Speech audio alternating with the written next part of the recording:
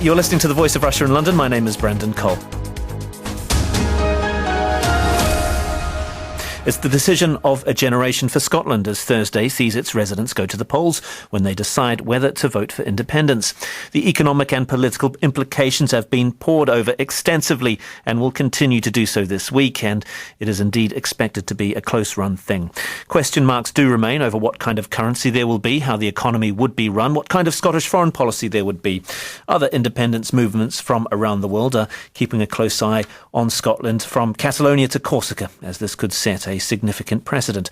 There was a velvet divorce between the Czech Republic and Slovakia back in 1993. That was driven more from above. However, Scotland's independence battle is seen as more of a grassroots one. But should Scotland vote yes, and what will the political landscape look like? Well, to discuss this and some of the issues surrounding it, I'm pleased to be joined by Ian Dunt, editor of politics.co.uk. Also here is Michael Gardiner, Professor of English and Comparative Literary Studies at the University of Warwick. He's also author of The Constitution of English Literature. And Jan Fedemuk is here, Senior Lecturer in the Department of Economics and Finance at Brunel University. He's author of the report The Stability of Monetary Unions, Lessons from the Breakup of Czechoslovakia. And Jan, I'll turn to you first, taking the lessons of what happened in the so-called velvet divorce. I mean, can you see any kind of similarities between, say, the Scottish arguments for independence being played out and the ones that were made in the former Czechoslovakia 20 years ago?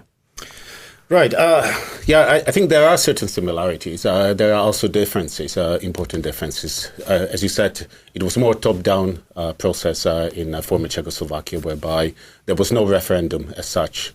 Rather, it was a result of elections and the peculiar political situation, or the political or constitutional, rather, setup in Czechoslovakia, whereby the two governments, the government of the Czech Republic and Slovakia, had to agree on forming a federal government. And that doesn't really apply in this case. There's no such condition in the UK. So that was a difference. The similarities, the main similarity, I would say, is the fact that economics was an important factor. It is an important factor in Scotland, where one of the motives for independence is their ability to keep the revenue from North Sea oil. In Czechoslovakia, it was more about the economic reform which was taking place at the time, which had very asymmetric implications for the Czech Republic and Slovakia. Slovakia was a lot harder hit by unemployment, by the recession that ensued.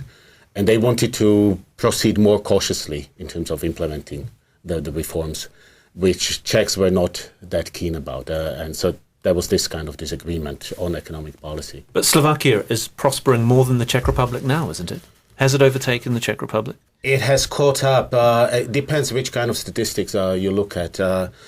As of the last year or two, it has come very close in terms of GDP per capita. But it's still, by and large, people are still poorer.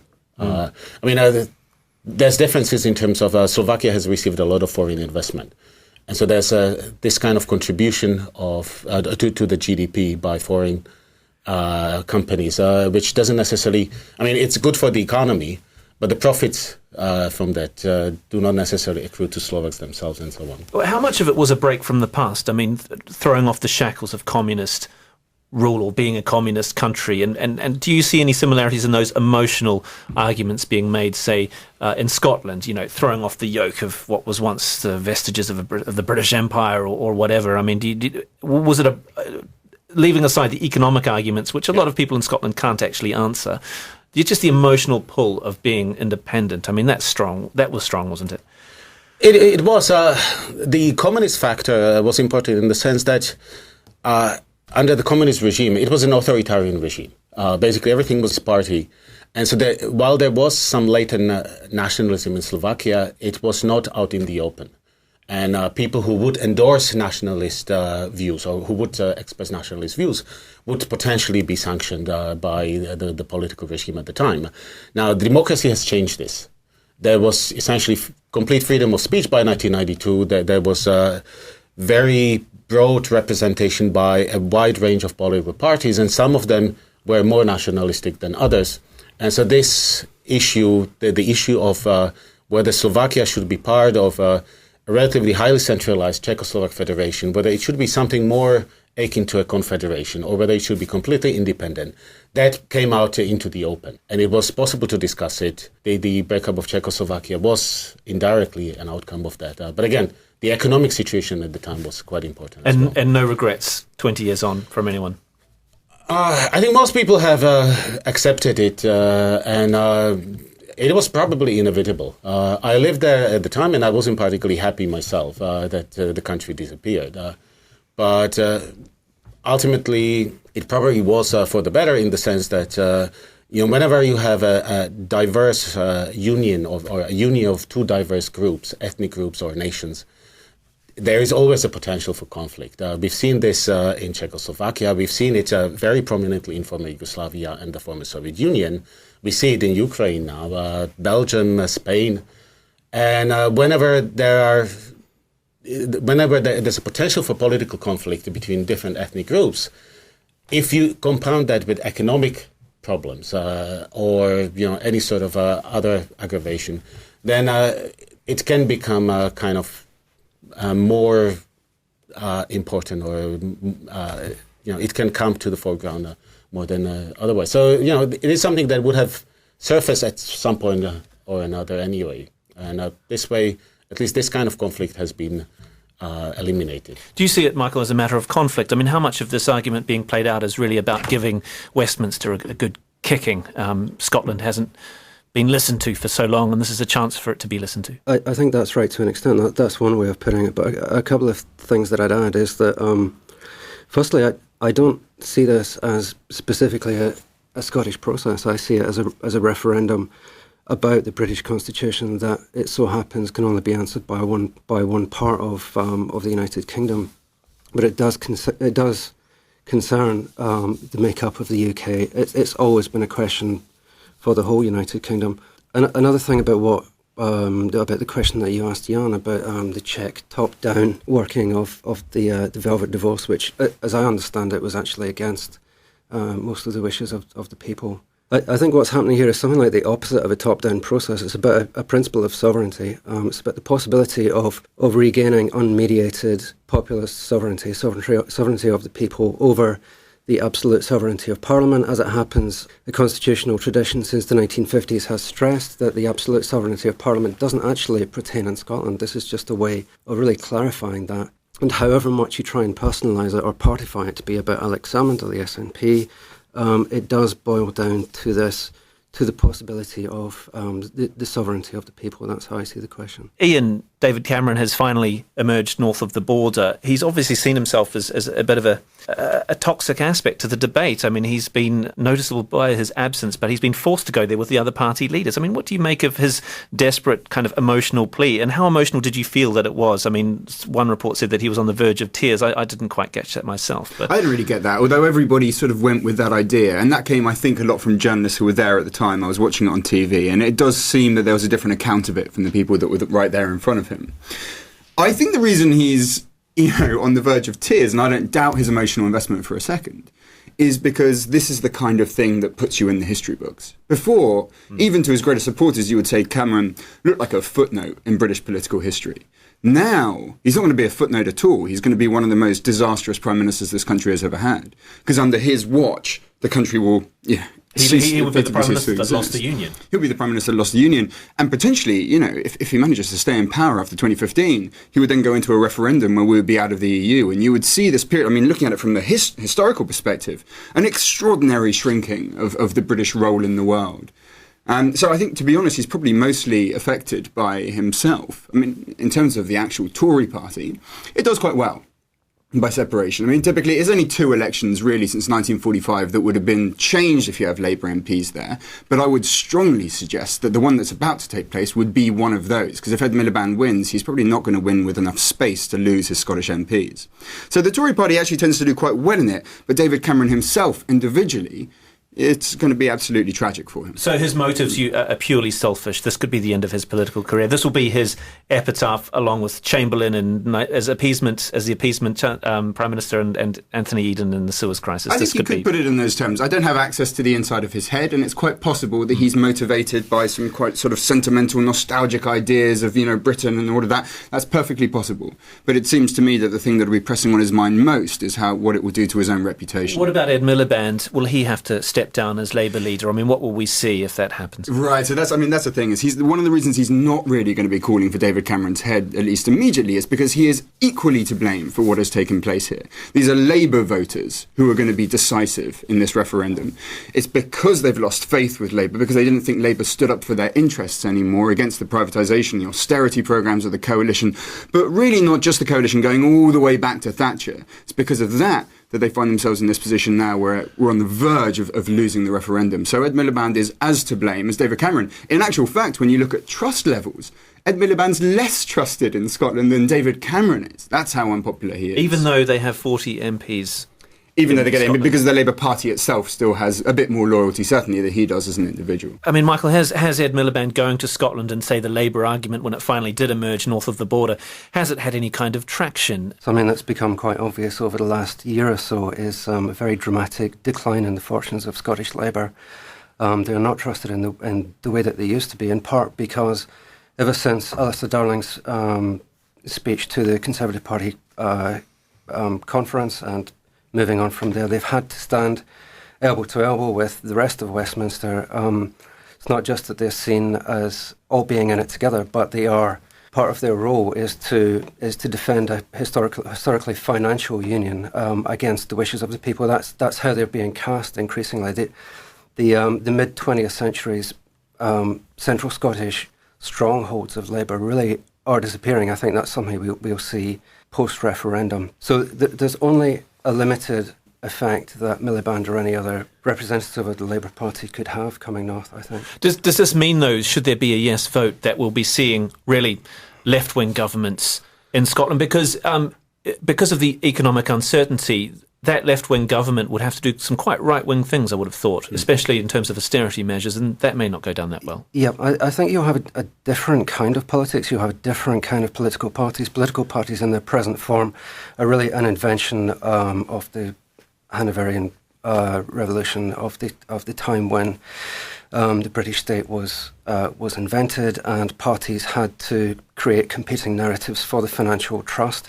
You'll see a different kind of politics with a different kind of constitutional foundation. But you may well be right that you'll see emotionally left-wing governments that occasionally have to do some right-wing things. And as I understand it, that's the general perception of the SNP anyway. But there is, I mean, it's nice you don't assume that Alex Salmond will be the leader of an independent Scottish government, because actually we don't know how that will play out at all, any more than we know who would lead an independent English government. I mean, I think he's going to have an opportunity, but very quickly in that first year, he's going to have to make some decisions that will absolutely destroy him politically. And he's already shown every indication of doing it. I mean, his only real tax policy is to cut corporation tax below the level that Westminster has it. This man is not, and has never really been, the left-wing saviour that he's made out to be by followers of Scottish independence. I mean, he really, for a time, he was a sort of a centrist, then a sort of a socialist, then a sort of a social democrat. He's never really cared about anything but separatism. Now he's harnessed these enormous left-wing forces, this youthful grassroots movement. And the first thing he's going to do is he's going to get into a bidding war for investment from overseas, which really means he's going to cut corporation tax. He's probably going to end up having to cut benefits and welfare. It would be remarkable if he didn't. And essentially there's going to be a race to the bottom between Scotland and the rest of the UK on welfare, on incomes, on living standards, and it'll be him that's pushing that through. Interesting that in the interview to politics.co.uk, he cited, he said that it's silly to suggest the land that produced Adam Smith is incapable of running its economy. And I guess, as you point out, are we going to see the invisible hand guiding Alex Salmond's economic policies? It sounds like what you're saying, that we will. Absolutely, he will prove to be really quite right-wing. I mean, he won't have any choice but to be right-wing, because he's going to be... But that's not what perhaps yes voters would want. Absolutely, it's not what yes voters would want. And he has managed to construct a narrative whereby everything that is disliked in Scotland, and for most of, England and Wales as well, which is austerity, the Conservatives, the privatisation of anything they can get their hands on, is actually all the fault of Britain. Of course, it's nothing really to do with Britain. It's all to do with the Tory party and the madness of privatisation that has gripped the political classes since Margaret Thatcher. Leaving Britain won't do anything to change that. In actual fact, it'll probably put them in a much more precarious position, because he'll be desperate to attract international investment at precisely a time when he's been hamstrung in his economic achievements by the Westminster government. So a considerable disconnect, Michael, between the emotional argument for independence and those kind of economic details that perhaps people feel haven't been quite explained. Well, that's clearly quite possible. But we keep returning to this idea that Scottish independence is somehow Alex Salmond's idea, and that post-referendum and post-elections in an independent Scotland, not only will he be the leader, but his personal desires will be what are played out for independent Scotland. Actually, we don't know any of that. I take the point that there are emotional arguments that may contrast with the economic arguments. At the same time, the ability of people to politically determine the events of their country, it's right that that's an emotional argument, and it does bring up an ethical question of whether you want to legislate for people or for markets. But it seems that we always return to the questions of Salmond and kind of market-led national collective. Interesting, Jan, I suppose that the economic argument for the Czech Republic and Slovakia, that it was a real leap into the unknown for them, what kind of economic ramifications there would be. Well, not necessarily. The economic policies espoused by the two governments were known. Slovakia was leaning more to the left at the time of the separation, whereas the Czech Republic was very Thatcherite at the time, in the sense that they wanted wide-ranging liberalization, privatization, and very liberal economic policy. So, that is what was expected, and then that is more or less what happened afterwards. Now, the other thing is independence for both countries changed the situation to some extent, in the sense that if you were a representative Czech voter, and it was still the Czech Republic was still part of Czechoslovakia, you had to take that into account. So it was okay to be leaning more to the right, because you would know that would be counterbalanced by the left-wing views in Slovakia and vice versa. So by the same token, it's very well possible that Scotland will be less left-wing and England will be less right-wing or less conservative after the separation than before. Because, again, a representative Scottish voter need not necessarily prefer to have Scotland dominated by SNP and Labour only. They may want to have views similar to those espoused by the Conservative Party, whether represented by that party itself or some other party. They may want to have those represented as well. Similarly, England may become more left-wing, because the political weight of England will not be counterbalanced by the left-wing dominated Scotland anymore after 2016. I suppose a clearer comparison between the example of the Velvet Divorce and Scotland is what kind of relationship it has on the world stage. And I'm just wondering, after the Velvet Divorce, what kind of treaties were required? Did it require kind of bilateral negotiations all over again? I mean, how did that work out? Did it turn it joining NATO, joining all those organizations, the EU? I mean, that's quite a big process, isn't it? And that all has to start all over again for Scotland. Well, in the case of Czechoslovakia or the two successor states, it is true all of this had to start anew, in the sense that Czechoslovakia had an accession treaty with the EU, and that essentially became invalid because the subject of that treaty disappeared. And both countries had to sign new treaties. Having said that, by 1993, whatever negotiations have been completed between Czechoslovakia and the EU, they probably haven't made that much progress. I mean, in the end, both countries entered at the same time more than 10 years later. For a while, it appeared possible that Slovakia would enter at a later stage. There was, for a few years, there was a discussion about a first wave that would include the Czech Republic, but not Slovakia. Now, going back to the Scottish example, in theory, Scotland should apply anew for a membership in the EU. They should apply for membership in NATO.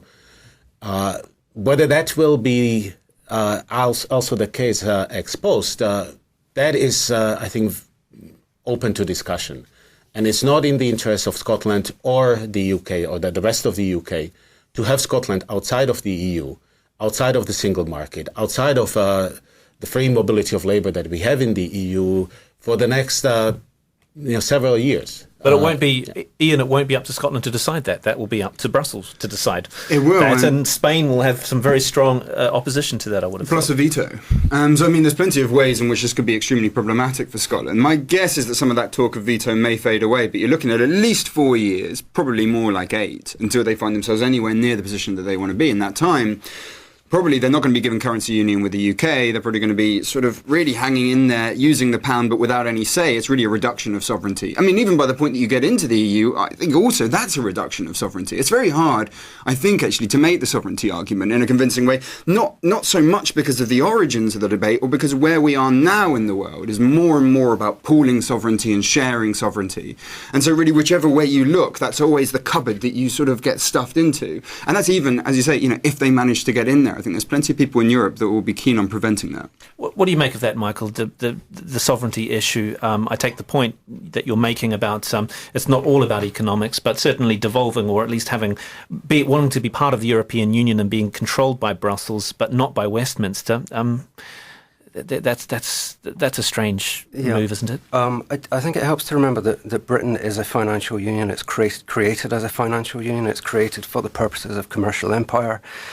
If you can then adduce a political sovereignty to that, then that's fine. But it has never, in fact, existed. There hasn't been a British political national collective in any meaningful sense. We can then look back.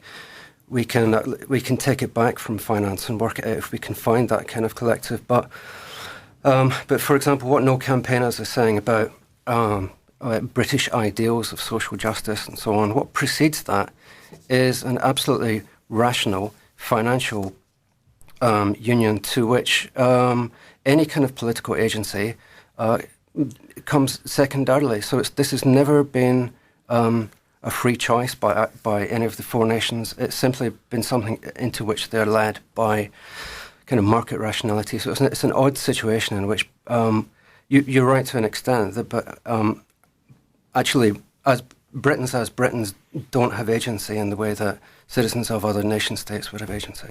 I mean, I know that, you make a sort of, I think, a half-true point about the origins of the Union. But actually, what you deny is the way that the Union took on its own political identity in the 300 years that we've had since. And I can talk for people of my persuasion, and not just, but many that come from immigrant families or families that consider themselves immigrant that live in Britain. We associate with Britain. We do not associate particularly strongly with England. England to us was a question of heritage. It had sort of a tinge of race to it. It had an idea of purity in it somewhere, and it sounded grotesque and it sounded like something you wouldn't belong to. Britain didn't. It had mixed identity. It had this idea that you could be one thing and another at the same time, and that you could enjoy both at the same time. It was fluid, and it was open, and it was free. And as soon as we start retreating into these other identities, that does not seem to me to be a retreat from a financial union. It is also a retreat from an idea, a decent idea, which is that we can have these multiple identities, which is that we can have an original multiculturalism. And that's something that we're now about to give up on. I think you're right to an extent that Britain, what you're describing is a Britain that is all about empire, and then all about the reflux of empire, during which the idea of race has to be reinvented as multiculturalism. But that is an imperial history. The way that you perceive England, that's changed. It's changing very rapidly. You've seen it changing over the last month, and it will continue to change. It will not be tinged with race in that way for long. Historically, I think probably that there is validity to what you say. But what you're discounting is psychology. We do not, as E.H. Carr said, it isn't just what is simply the case. It is also what people perceive to be the case that becomes reality. And for a very long time now, many, especially on the centre-left, interestingly enough, people in England, but also in Wales and also some in Scotland, have started to perceive of Britain as something that is about multiculturalism, that isn't about empire or financial organisation. It simply isn't. That is our primary identity from very many of us. And it will be taken away, and no good will come from that taken away, and certainly no sort of sense of additional freedom or sovereignty or self-identification. Multiculturalism is about empire. It's not something that comes in after empire. It's about reinventing those separate categories of races in an inclusive way, because The British form of capitalism has to be absolutely inclusive. It has to be naturally inclusive. That's how the British Constitution works. So those identities, as you call them, identities are really for markets. Those identities have to be reworked in a controllable and manageable way. That's what multiculturalism is. I mean, I certainly don't agree that it has anything to do with empire whatsoever. It's certainly true, of course, that many of the people who used to be from the British Empire now end up here. But you will find most of the people that believe in the British Empire and that still have that old Tory view actually despise multiculturalism and find it this quite dangerous and pernicious taint on the idea of what a proper British identity is. Multiculturalism is liberals standing there like a good schoolmaster and saying, look, everyone gets to play, but nobody gets to interfere with everybody else, because that's what constitutes a free society. Just quickly your response, I'll move to Jan. Yeah, in very large part, British Empire is liberal. It's dynamic. It's about adapting to markets. That is where multiculturalism comes from. It is a liberal reinvention of a liberal empire. I'm not really talking about an old Tory position here. And Jan, I mean, when the Czech Republic and Slovakia went their separate ways, was there a reinvention of identity, being Czech, being Slovak? I mean, up until that point, you were part of one country. Not really, because these identities were actually quite firmly established at that point. History of Czechoslovakia as a single state was actually relatively short. It was created in 1918, and it broke up in 1993. So, there was 80 years history. And it was artificially imposed, some might argue. To a large extent, yes. Slovakia was part of Hungary for close to a millennium by 1918. And as such, it was culturally quite different. It was a lot more Catholic, a lot more rural and underdeveloped than the Czech Republic. The Czechs were part of Austria for about 300 years prior to independence. And before that, they had their own country. What about relations since then? Presumably, people from both countries work and live in each other's country. I mean, is there still a kind of fraternity there of a shared past, or have they gone their separate ways? Yeah, truly? very much so. It also helps that the two languages are very close. Basically, if you speak one, you understand the other, and you will be understood in the other country. Also, after separation, they maintain sort of a small version of the EU single market. There was a customs union. There was a common currency for 6 weeks only, and hopefully the Scottish example, or Scotland will not follow this example. But there was a customs union. There was a single labor market. So ever since the separation, Slovaks and Czechs could work in the other country without any restrictions, without the need to require for a work permit or anything like that.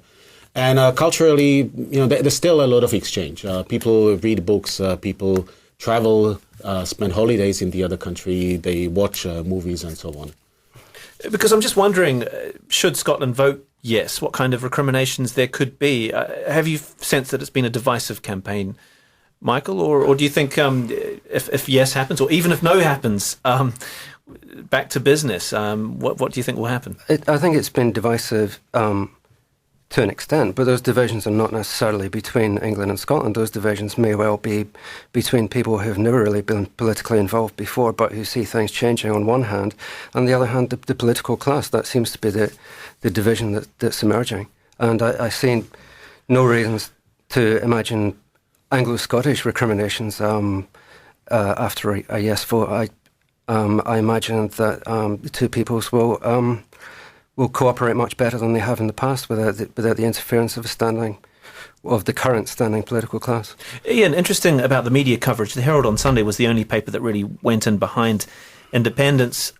Everything else, all the mass circulation tabloids like the Daily Record, were for the no vote. Yet it doesn't seem to have made that much difference. Dead trees don't win votes, it seems. It's all about social media now. I wouldn't go that far, even as someone who spends most of his days on Twitter. I don't think we've quite reached that point. We definitely have reached a point, I think, now where, the media class is considered almost synonymous with the political class. And really most of the things that we say about Westminster also apply, I think, to most of the newspapers. Funnily enough, polls show not so much online. So I think we're right in that respect. People, and they're quite wrong about this, have more trust in what they read online than what they read in the newspaper. They shouldn't. Believe me, they really, really shouldn't. But nevertheless, they do. So there is proof now that the public are so fed up with Westminster, so fed up, really, I think actually the truth is with London, that they are now almost unaffected by media coverage. This will be very good news, once he's sort of sober enough to recognise it after the emotional effects of what's happening for Ed Miliband, who is trying to talk over the heads of the newspapers to the public on issues that he thinks matters to them. This is absolute proof of that, of the fact that people really aren't listening to the press any more than they are to politicians. What do you make of the media coverage, Michael? And interesting, Rupert Murdoch was collared the other day. He gave a pretty non-committal answer, and The Sun turns out to say, it's up to you. Yeah, I think the way that Ian has described that sounds right. It sounds... I do agree, although I hadn't really thought about it in these terms before, but I do agree that people are beginning to disregard a certain kind of London-based commentator, and that's an interesting phenomenon. That is a different kind of collective thinking, and we struggle to put that in party political Westminster type terms. So that is something that will stay after the vote, however it is, and that's a phenomenon we have to think about. Also, interesting point. Enrico Letta, the Italian Prime Minister, said a vote for Scottish independence could be as damaging for Europe as the assassination of Archduke Franz Ferdinand. Jan, what do you?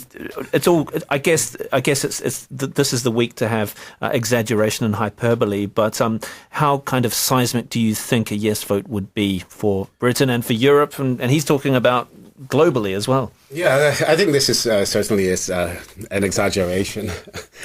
It's quite amusing that they should make this kind of parallel. Having said that, it will be important because, like you mentioned at the beginning, there's a number of regions of other countries that are essentially watching the Scottish example very carefully, and they're waiting to see what will happen, not necessarily with respect to the outcome of the vote, but if the vote is for independence, what will happen with respect to other implications, such as the EU membership, such as the negotiations between the two successor states that will emerge after separation, etc.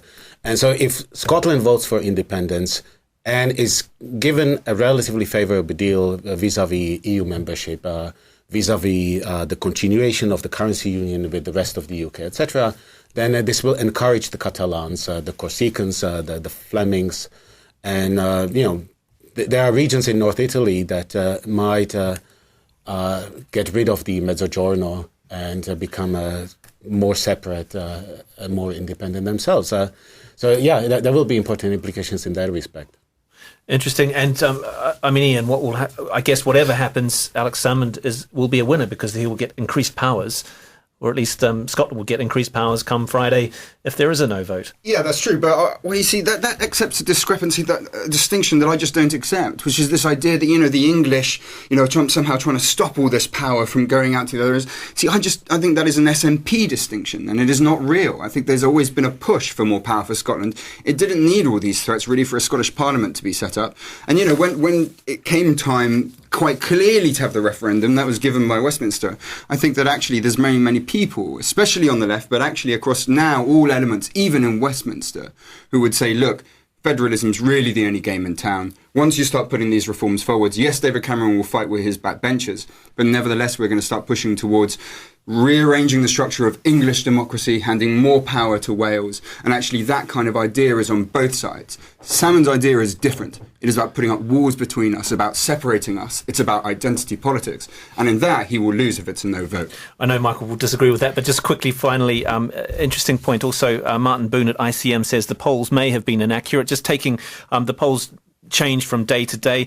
What do you think will happen on Thursday? Do you think the polls are accurate? Do you think the don't knows will come over to the yes camp? What do you think will happen? I tend to skip the polls and go straight to the bookmakers' websites if I want to know. Very wise. If I want to know how likely something is. But just a couple of things finally. I think that lots of people who are involved with yes campaigning and yes writing are not fans of Alex Salmond. We don't identify with him. Even if he were doing identity politics, what you have is a much more grassroots campaign. And secondly, for me, as someone who doesn't have a vote, actually, despite the accent, I don't have a vote in this. It has always been about the raising to prominence of these sovereignty questions, of questions of political determination.